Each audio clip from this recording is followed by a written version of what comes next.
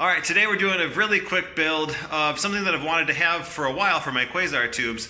I've got four 4-foot tubes and I've wanted to have the ability to mount them all in an array with up to 4 of them all together in one mounted thing. And you can buy those online, but they're a little bit expensive depending on where you get them. And I don't need something super fancy. So I went to the store, got some 1/2-inch thick plywood that's pretty inexpensive. And on Amazon, got these T12 size holders that are made for fluorescent bulbs. But these fit pretty well for the Quasar tubes. They got a little hole in the bottom so you can mount them onto something. And they come with screws and drywall anchors, if you wanted to mount them into drywall, I guess. And so we're going to be using that to drill into the plywood and have 4 tubes all on this little piece of plywood. And because the lights don't get hot, I think there's really no danger in mounting them in something that's wood. And then to be able to mount that onto a stand of some kind, I have these 4-inch long, 3/8-inch diameter carriage bolts. So we're going to be mounting that through the wood to the back, and so I'll be able to mount that onto a grip arm or something like that to position these where I want.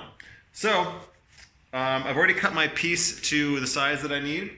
It's 12 inches tall. I feel like that would give enough space between the lights to be able to run wires and stuff like that, and also just let the array be a little bit bigger.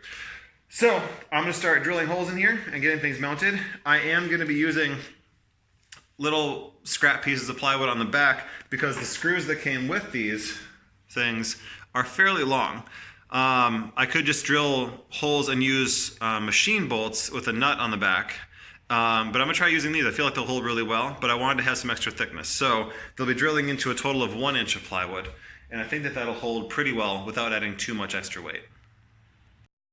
All right, so after just kind of eyeballing this a little bit and trying to figure out where the spacing should be for the different mounting points, here's what I landed on. I'm going to come 1 inch in from the bottom and 1 inch in from the top. So this is 1 inch in, and I figured out that basically equidistant, so start at 1 inch, go 4 1/4, 7 3/4, and then 11 inches from that side, which is also 1 inch in from this side, because this is 12 inches wide total.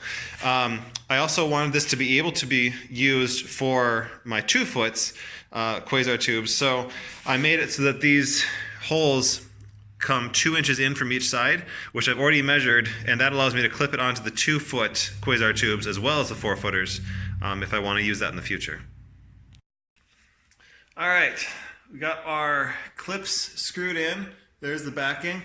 The screws poke out just barely, so I'll probably take my Dremel or a file or something and just kind of make that nice and smooth. It's barely even noticeable. It probably wouldn't be a problem even if I left it the way it is. But let's see here. Got all 8 of these things screwed in. Really no problem, especially once you drilled the pilot holes.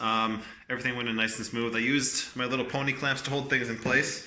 It's not very heavy either, so that's good news.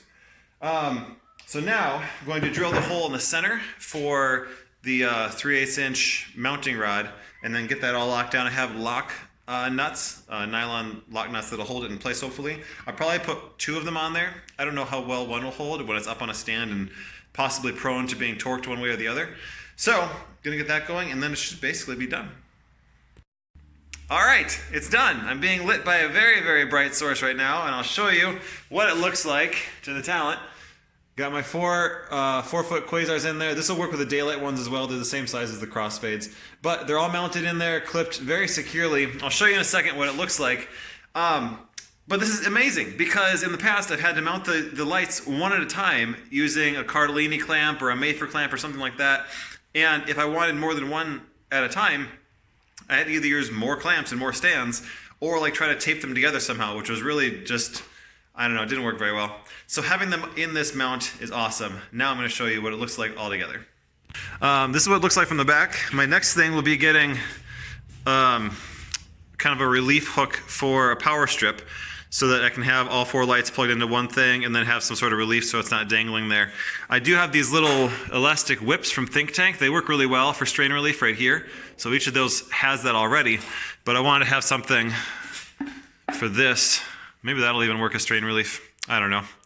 Anyway, this is what it looks like from the back. I've got my holes here. That's where the screws are screwed in. The bolt is very secure. This lock nut is holding very tightly. And one thing that I forgot about is a carriage bolt right here has this square back by the head. So as you tighten it down, this square head actually sinks into the wood and prevents it from rotating. So this part acts like a big washer. It's not going to sink into the wood unless you really, really crank it down. So I feel very confident in this build. The only thing I might have done differently is to get a longer carriage bolt. This one is 4 inches and it's just kind of cutting it close. Probably would have gone for like 6 inches and that would have been perfect.